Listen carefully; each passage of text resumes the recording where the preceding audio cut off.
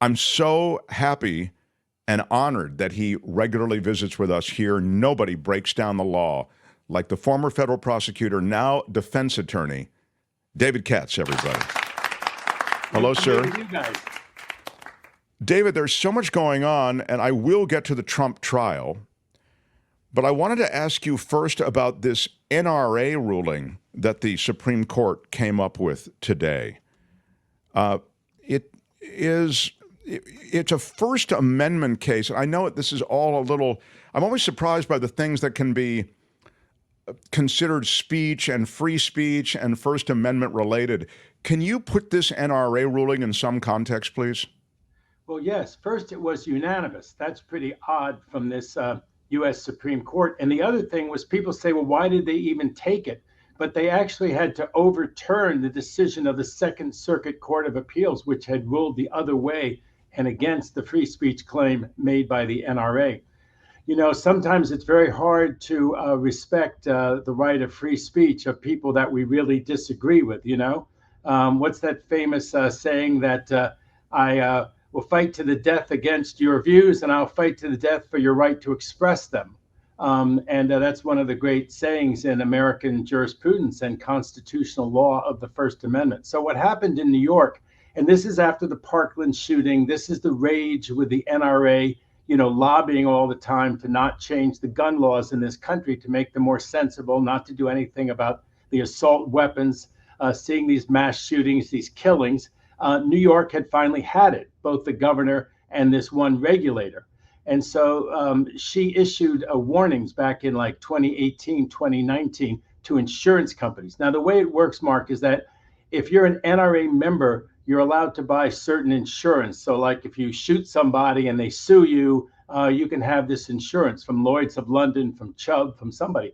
This regulator basically put the arm on these insurers that sold NRA insurance. And so they said, you know, we don't want to have anything to do with the NRA. We don't want to have anything to do with selling them this insurance. And they ceased. Lloyd's of London's and Chubb, regulated strongly by the state of New York, under the pressure, the jawboning of this regulator to stop doing business with the NRA that way. And the NRA said that violates our First Amendment rights of speech, of association. And they won in the trial court. Then they lost in the Second Circuit Court of Appeals, and then they just won unanimously in the U.S. Supreme Court that they can proceed with their claim. Doesn't mean they're going to win it, but it means that they're not knocked out of court, that they stated a plausible First Amendment claim that the state, this is a state actor, this is not social media companies, this is not some private university, this is the state, a state regulator in New York, jawboned and put pressure on people because of the viewpoint that the NRA expresses, which was anathema to the viewpoint of the state of New York. So they're going to go to trial on this, the NRA is. And because it's as you suggest, it's a unanimous decision, you can see the constitutional virtues in it, but I'm wondering, will the case itself, isn't the state allowed to, aren't agents of the state allowed to petition and, as you say, sort of jawbone, or apparently not? Apparently not, because there was some pressure involved. It wasn't just telling them, you know, they said, you know, you insurance companies, you could have real reputational harm. You could get boycotted by people in New York who won't want to do business with you. We're doing you a big favor to bring these things to your attention. And the Second Circuit Court of Appeals said, yes, that was informational. It was persuasive language. It wasn't threatening language. But, you know, the line can be very, very thin, Mark. When you're a huge public company, you're a regulated company, to antagonize the regulators, to do the opposite of what they're persuading you to do, it's such a thin line between suasion, right, and pressure. And that's what the U.S. Supreme Court said. Sotomayor wrote the decision. And, you know, the government agencies have to be very careful, because there are views that are anathema to them and to a lot of the voters. And yet other people like the NRA, like disfavored groups, have a right to express those views. And I've always thought that, the best cure for First Amendment conduct is more First Amendment conduct, more speech on Sure. the other side. Let's have a vigorous debate. You don't like what the NRA has to say? Go buy ads, go do your own advocacy, say that they're enabling all these murders, that people have to be so worried about their kids going to school, and the NRA is all behind it. All of that's fine, more speech. But the government action looked too much like pressure, at least that they could try to show that, right? They'll go to, they say there's new evidence and all this kind of stuff. They can present all this evidence, but the way things stood after the Second Circuit dealt with it, Mark, is that they were thrown out of court. They were not stating a claim that they could pursue. The NRA is now stating a claim that it can pursue. I know it's maddening to people that all of these groups with these terrible agendas, in the opinion of some people, have a First Amendment right to espouse them, and they have a lot of money. After Citizens United and everything else, they have a huge amount of money behind them. And so, some environmental catastrophic policy is pushed by some billionaire who has an interest in the environmental catastrophe like the oil and gas industry. They put billions of dollars behind it. And especially this U.S. Supreme Court says it's speech. You can't rein it in because it's speech. All these people who spend $1 million. What was this guy who spent millions and millions? I think they spent like $1 billion. This fellow who owned the casino, right? The fellow who owned the casino and his wife gave billions of dollars. Adelson, yeah. And it's supposedly free speech, but that's what the Supreme Court has ruled. And so this is not an anomalous, weird ruling, given the jurisprudence. And of course, they gave it to Sotomayor to write 9. The liberal justice, yeah. That's what they gave Thomas, though. Remember, they just gave Thomas the decision that was 6-3, and the liberals were part of it. So that's part of what Chief Justice Roberts, tries to do. Move it around, try to show unanimity, try to show that the court is not that partisan. We all know the court is unbelievably partisan and polarized. But Alito, wife, not him. She's the one who likes to fly flags, not him. I'm glad you bring us to Alito, and I will get to the Trump trial in a moment. But the Alito flag thing, now that has been detailed in ways that it has by contemporaneous events as they were reported by law enforcement. The neighbor actually complained that the neighbor that supposedly had this fight with the Alitos, meaning, and when I say fight, it was over politics. I mean, they had an F Trump sign on their lawn, and the Alitos lived across the street. They didn't like the F Trump sign, to say the least, and Mrs. Alito literally ran up to their car and spit on the car. And it was that kind of relationship. So it was an intense hatred. And so it was in response to that, it suggested that neighbor dispute that this flag was flown. Less clear is the beach house where they were flying that, what is it, the heaven, it's the religious nationalist flag that's been co-opted by the J6ers. And so that wasn't any kind of neighborly dispute.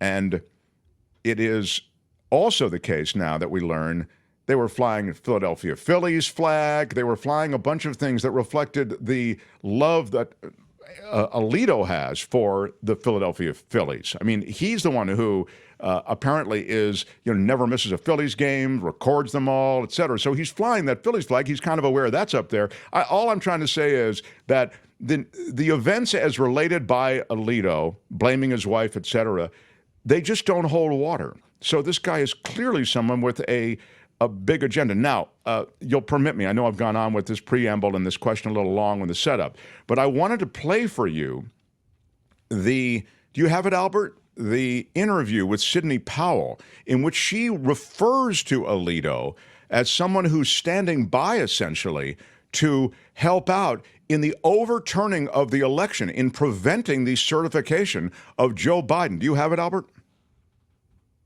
Here we go. Untold election case.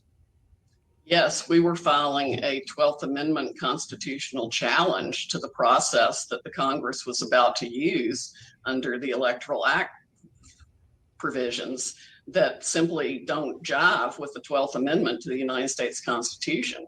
And Justice Alito was our circuit justice for that. Louis Gohmert was the plaintiff in our lawsuit. And we were suing the vice president to follow the 12th Amendment as opposed to the Electoral Count Act, or Electoral College Act. So that was the main point. And Nancy Pelosi had finagled to file an amicus brief in it. There'd been inside goings on in Congress whereby I believe it was Steve Scalise and McCarthy kept her from being an actual party. She wanted to work her way into the case as a party, but somehow politically that didn't happen. But so she got noticed when we made her filing because she wanted to file an amicus brief, or had filed an amicus brief. And then, you know, everything broke loose and she had to really speed up reconvening Congress to get the vote going before Justice Alito might have issued an injunction to stop it all, which is what should have happened. So that was their ace in the hole, that Alito was going to stop it all. And again, that last part's important, that Nancy Pelosi reconvened Congress that day, and that was the critical thing that was able to create enough momentum to certify the election. Your thoughts? Well, I think it's absolutely fascinating, and it's interesting to hear from these people like Sidney Powell. You know, I'd like to hear from Eastman. I'd like to hear from the Cheese Bro. You know, these people who were sort of the theorists, whatever you want to call it. They were, you know, the architects intellectually, legally of the insurrection. But this is absolutely fascinating. I think it's for your viewers. There are 13 federal circuits. There's 11 circuits around the country geographically. There's the DC circuit, and there's something called the federal circuit. And then each justice is also a circuit justice, meaning that all the appeals that come up, emergency requests that come up, it's assigned to a certain person, like the Second Circuit, which is New York and Connecticut, that's Sotomayor. But the Fifth Circuit is Alito. And so the idea was to cook up this litigation with this Congressman Gomer, who's from Texas, come up through the Fifth Circuit, and then that decision would go to Alito in the first instance. So what Sidney Powell's saying was that the insurrection's goal was to do all the marauding, all the threatening that they did, and then there was going to be too much. They were going to slow it down at least that day. The very next day, their plan was that Alito, as the justice overseeing the Fifth Circuit, would issue the stay of the count. He would bar the count the next day. That would eventually go to the U.S. Supreme Court justices as a whole, whether they would affirm what Alito had just done. But it would have been an earthquake politically. The count would have been stopped. All the Congress members and senators would have been enjoined, stopped by a judge. They'd have been in contempt if they'd have gone ahead with the count and the certification of the election for Biden. And then the whole country would have been thrown into a turmoil. You can imagine there would be riots before the entire U.S. Supreme Court could rule on it. The Alito decision would stand in the middle of all of this chaos. Maybe Trump would have found the excuse then to call out the military, to invoke the Insurrection Act. And we would have had the constitutional crisis full on. What stopped them from doing that, apparently, is that both McConnell, who I've had very little nice to say about, but he did the right thing in that instance, and Pelosi did too. They reconvened everybody. They certified the vote. What was it, 2 or 3 o'clock in the morning, and it was done. It was certified. Alito could have stood on his head. His wife could have flown all the insurrectionist flags that they wanted to. None of it mattered anymore. And so she's kind of telling you what the plan was and why it failed. It's absolutely chilling. And I think, you know, Alito, I don't understand why the Senate, you know, is Democratic, still is. Why they don't call Alito in there? He can go take the Fifth. He can argue his rights under the separation of powers and ask him questions like anyone else. They bring everyone there. Look at the Republican Congress members. They bring everybody in there for this grilling. There's no rule that says that they can't bring Alito in there for this grilling and get to the bottom of it. I find his explanations about this flag and everything else totally unconvincing. I know that they had this thing in the street and this whole idea where they stand next to, well, how do you expect, what do you think? It's still a chauvinist world where a man can tell his wife what to do. She's an independent actor. Are you kidding? If the shoe were on the other foot and this involves some Democrat, they would be crucifying that Democrat, male or female, if that person's spouse did something that was totally out of keeping for that elected official to have done. And they said, well, my wife, she's a, you know, I don't know if you remember this, this is before your time, but Attorney General Mitchell had a wife under Nixon who was a total piece of work. And, in that chauvinist era, it was like, well, she's just kind of she's a gadfly, or she's uncontrollable, or something like that. I had a case with a judge one time who demanded to stay on this case. Finally, he's eventually got booted off the bench, the federal bench. But while this judge was still on the bench, he demanded to stay in this case and demand all kinds of explanations from me as the criminal defense attorney of why he should not be in the case, why he should recuse himself from the case, when his wife had chased my client. His wife was basically the prosecutor, and it was like, well, she's a separate person. I know that. I know she's a separate person. I know you're not conjoined, and you're not conjoined the way the law used to say a man and a woman were conjoined. It was the man's decision. But stop pulling my leg. Stop acting disingenuous and stupid, I thought, of this since booted federal judge. And I feel a little bit that way about Alito, that, come on, don't be disingenuous. Also, I think, David, you make another important point, which is there are grounds here to call hearings, to make more of this than is being made of it. Jamie Raskin suggested there are remedies, if you want to use the word, for this. And you see some of it, the Dick Durbin stuff, meaning, I want some answers here. I'm, thinking about calling some kind of committee together to, it's the same stuff we see with Clarence Thomas. Everybody speaks somewhat tepidly about it. I find it confounding why we walk on eggshells around such clear corruption. Well, we had the January 6th commission. And I think that was the real reason that energized finally Merrick Garland to appoint a special prosecutor. And then we got late to this January 6th federal criminal case. I mean, we just got late to it. And now it doesn't look like it's going to go to trial before the November election. It may go to an evidentiary hearing, which I think would be very useful, and call people like Mark Meadows to the stand under oath in the evidentiary hearing in that federal case regarding January 6th, the one in front of Judge Chutkan, after the U.S. Supreme Court rules next month on the scope of the official immunity that a president has, the so-called presidential immunity. What is its scope? She'll have to decide that. In deciding that, I think she should definitely be receptive to Jack Smith's efforts to call Cassie Hutchinson, to call Mark Meadows, to basically have a bit of a redo of some of the evidence that was taken before the January 6th Commission. And I think that might actually move the needle up politically. I don't think this case pending in New York is really going to move the needle very much one way or the other, unless, to my great surprise, Trump were to be acquitted. That would probably move the needle a little bit his way.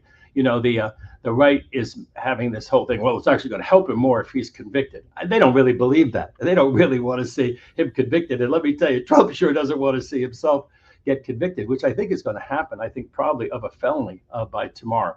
But anyway, to get back to the main point, I just think that the way that it all happened, we're just not going to have a trial, certainly, besides this one anywhere. And to the point, there's no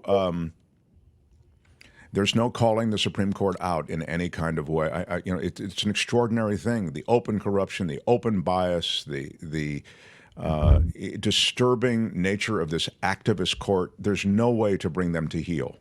Well, under LBJ, in an era when there was more of a sense of sort of decency, what was it? Fortas resigned from the court. And he was bullied off the court, wasn't he? He was bullied off the court, but he did resign. I mean, I think that I wasn't really that politically aware at that time. It was a little bit before my time, but certainly Thomas is getting that same kind of bullying, but he's not moving. But Fortas did, out of a sense of decency. And I think it's fair to say, with a lot less allegations against him than there are against Thomas. I mean, Thomas's thing is breathtaking. But the point I was trying to make before was, it just doesn't seem like when Biden and the Biden administration has emphasized all of this corruption, not just by Trump, but by Republicans on the U.S. Supreme Court, it just doesn't seem it's resonated with people. People are into the open border, they're into the price of groceries and gasoline, and so I think that they, certainly on the stations like MSNBC, it's emphasized a lot. But I think in terms of the general electorate,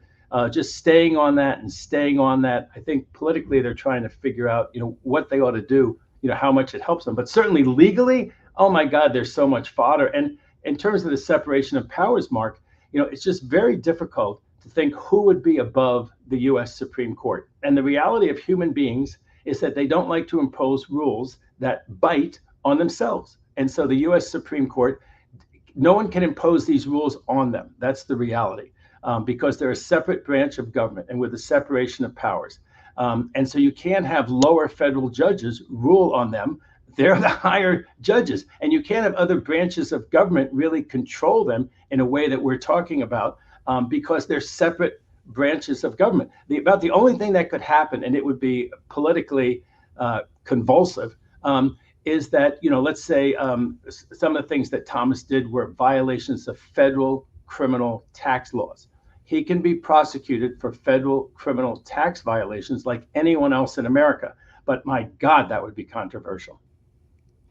No, that's maybe for another time. I wonder if you could, trace it back. I think you said something, and honestly, it's so clear, and yet I'm kind of embarrassed I never thought of it, which is because my view is you should be screaming this from the rooftops. You should make a big deal out of this. You've got corrupt Supreme Court justices, not just the bias from Alito, but Thomas is like literally taking money. They're buying a home for his mom. They're giving him this incredible RV bus, etc. And he's actually hearing cases with these various people who've purchased these things.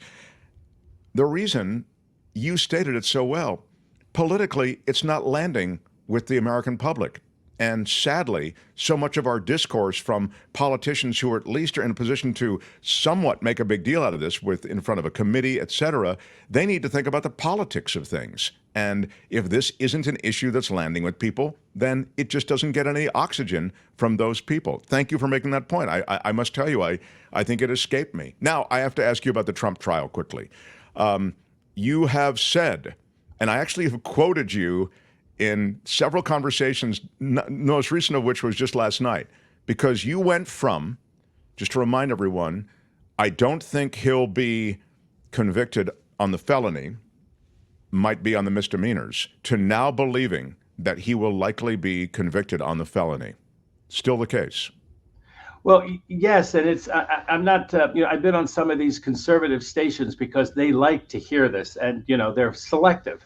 That's one great thing about being on your show, Mark. We just, we lay it all out, the good, the bad, and the ugly, not right, not left, just right, not wrong about the predictions and what's really at play there.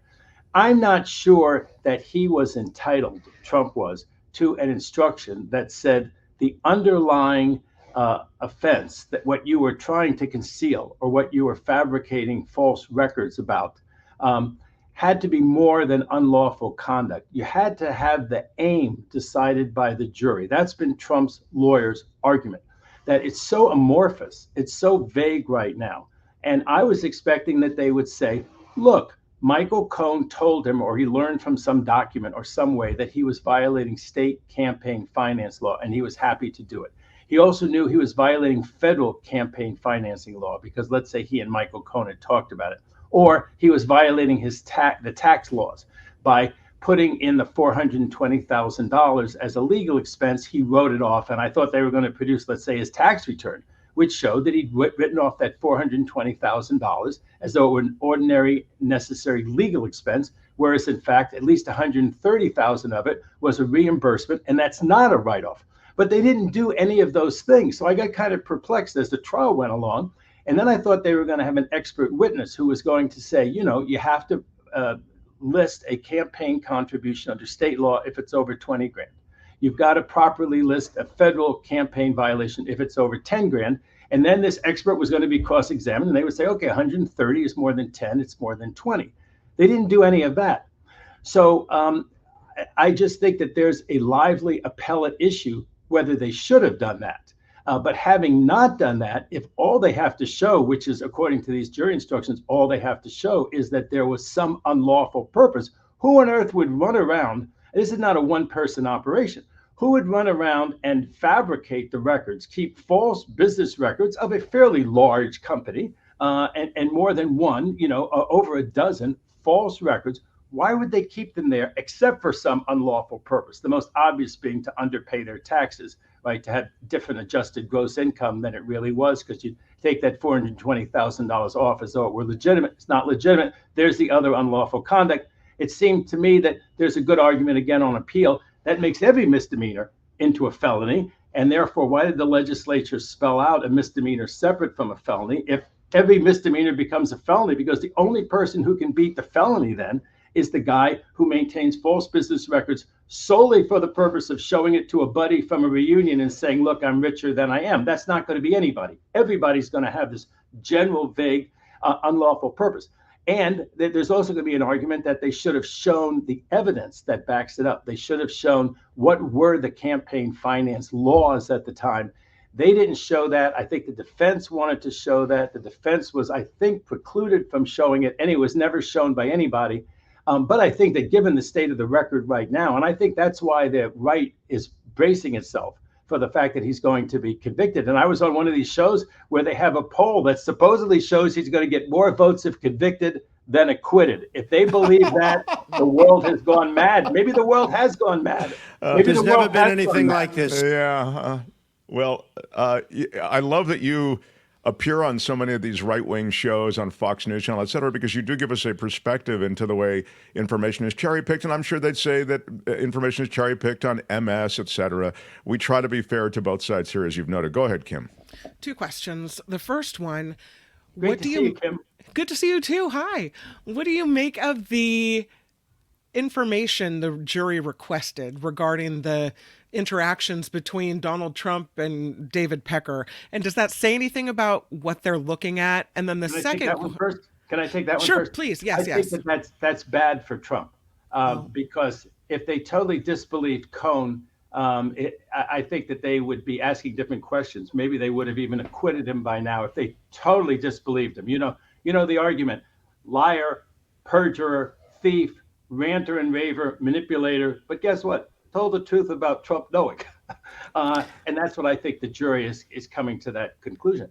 But what I think, looking back at Pecker and Cohn at the same time, they're going to see that Cohn was corroborated by Pecker, that Pecker and Cohn are saying the same thing. So the idea that Cohn just made this stuff up out of whole cloth, well, right off the bat, they're showing any doubting jurors, doubting about convicting, that look how he matches up. Look how he's corroborated by Pecker. And I thought it was genius to start the case off with Pecker and the catch and kill, because it gives the whole context for the fact that, again, unlawful purpose. I mean, Trump was up to absolutely no good. If that's going to be the question, he's going to be convicted of a felony. What's your second question? Second question is that when the jury came back and asked for some of this testimony to be, so they could re-examine it, the legal analysis I was reading on CNN said the defense had big smiles on their faces, and the analyst said that every moment that the jury is deliberating is good for Trump, that the longer they take, the better it is for him. What do you make of how long it will take them, and what can we read anything into that, or what do you think? It was a 5-week trial.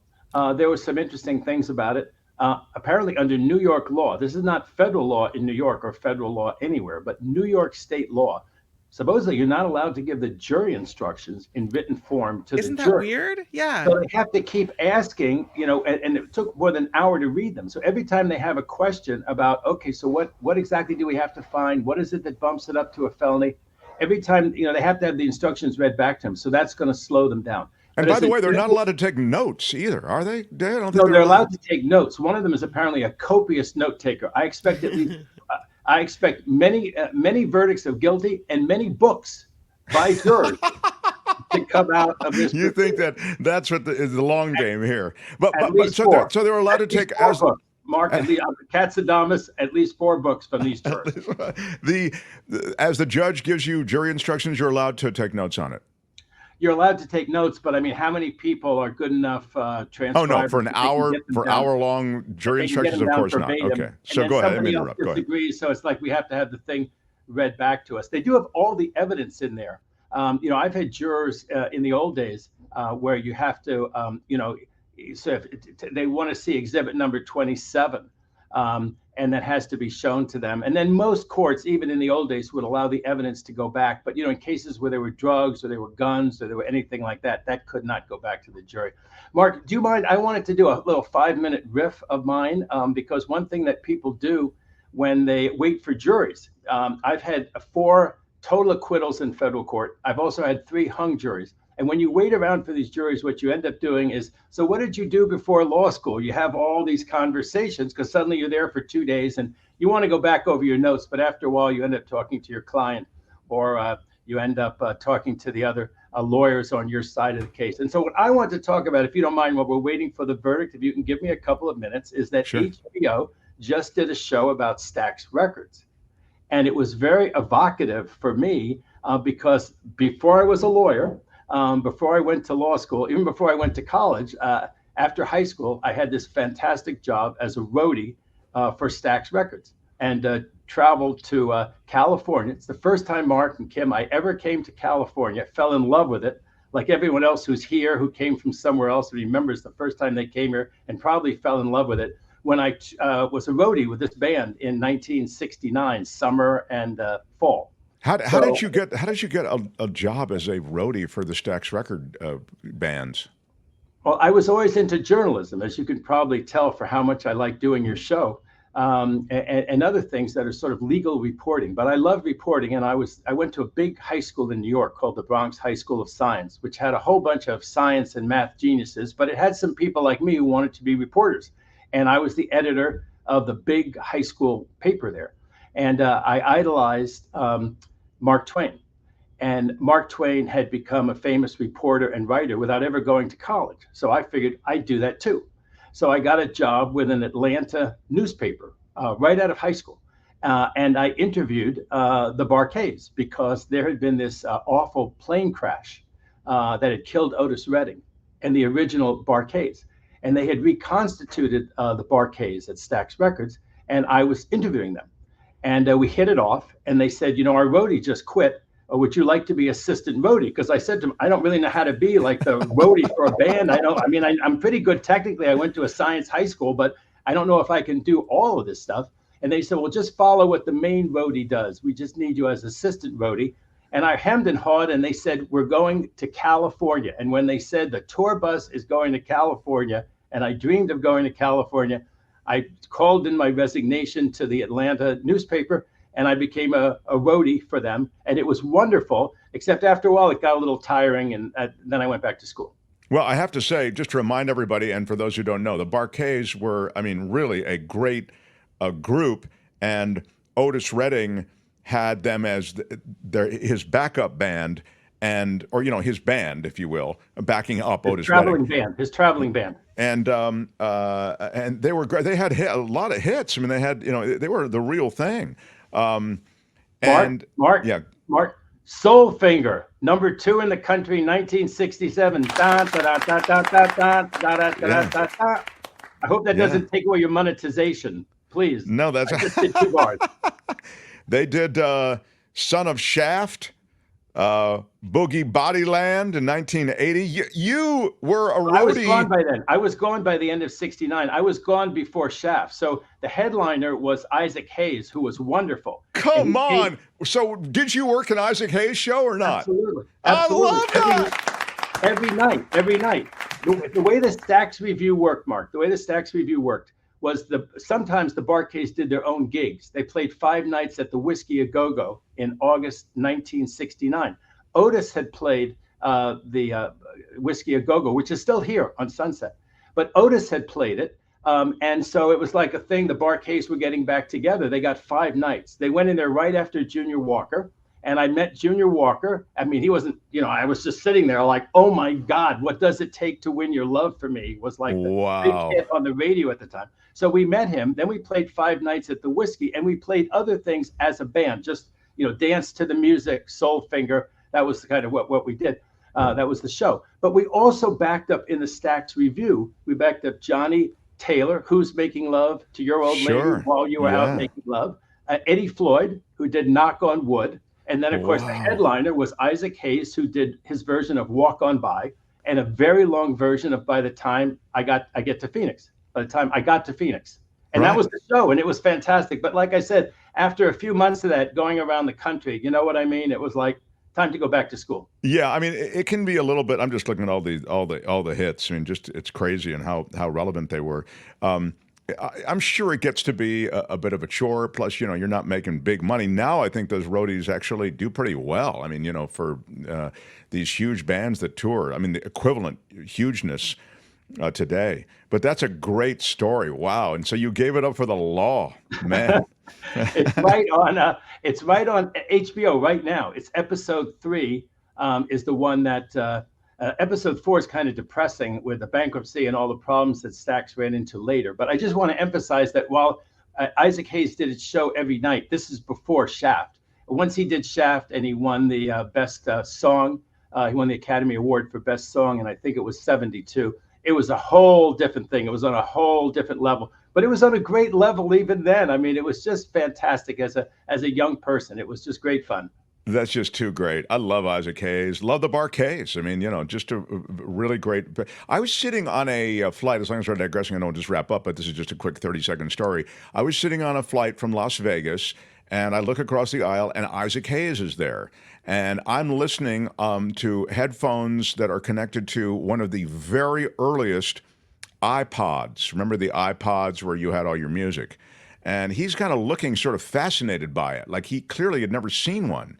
And when we get up and we land in Los Angeles, I stand up and he goes, "What is that thing that you have?" And I said, "Dude, you need to have one of these, and you need to know about these because you're going to be making money off of these too. This is an iPod." And I showed it to him, and it was the most remarkable moment because I thought of all people, Isaac Hayes is going to know this thing, and he didn't. There were 2 kings of Memphis. There was Elvis, and then he was the next king after the success of Shaft, and he was a fixture there. And when you see the show, people, I mean, I'm no interest in the show except it was fascinating to me to see episode 3. But people can see it right now on HBO, and it really is just a fascinating look back at that time. And of course, Memphis, April 4th, 1968, Dr. Martin Luther King Jr. is assassinated in Memphis.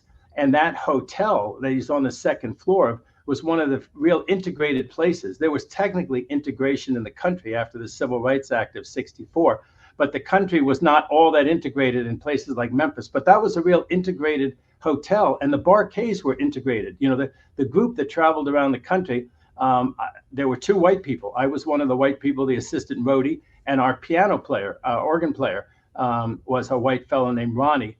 But when you see the show right now, it's such a time travel for me because James Alexander was the bass player. He was 19 years old then. Wow. I was younger than him, of course.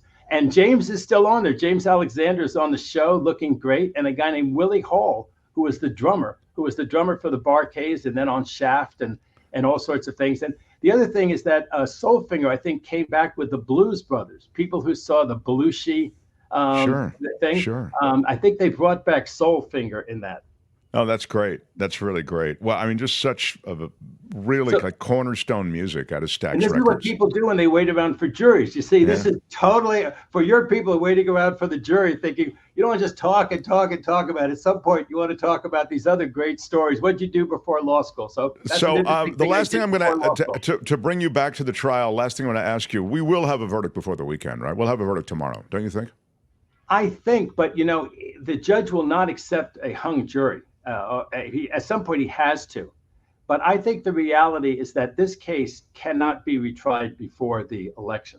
I think the reality is that now that he's really invested, this judge is in the fact that Trump must be there every day of the trial. I don't see how he has another 6-week trial where he takes that same view that Trump has to be there every day. Because it takes him off the campaign and affects the campaign. I think the country will go mad if Sure. there's a hung jury and they say, okay, we're going to try the case in 2 weeks, and Mr. Trump, you need to be here for this, from 2 weeks from now until 8 weeks from now. I just don't think that that's going to wash, and I just don't see that happening. They get all those witnesses to come back. That's not a problem.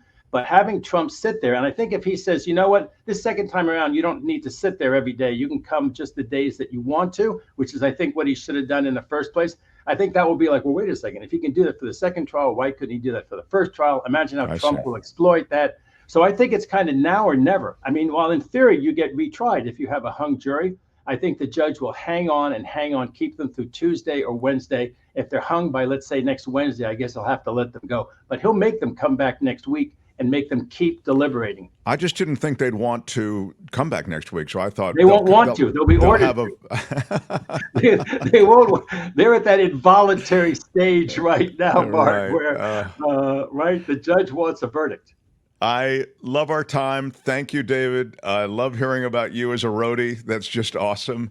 And I guess I'll watch that HBO series too. So when we get a verdict, I'm going to ask you, we'll maybe put up the bat beam and see if you can join us, and that would be really great. But Katz saying that he feels that while there might be the door open for appellate movement, for the reasons that he noted, you should go back and listen if you're just joining us now, he thinks that the jury will likely return a guilty verdict because of the instructions, et cetera. There's a lot of reasons why. It's one of the things I like about David. He doesn't just give you the bottom line, he shows you the math.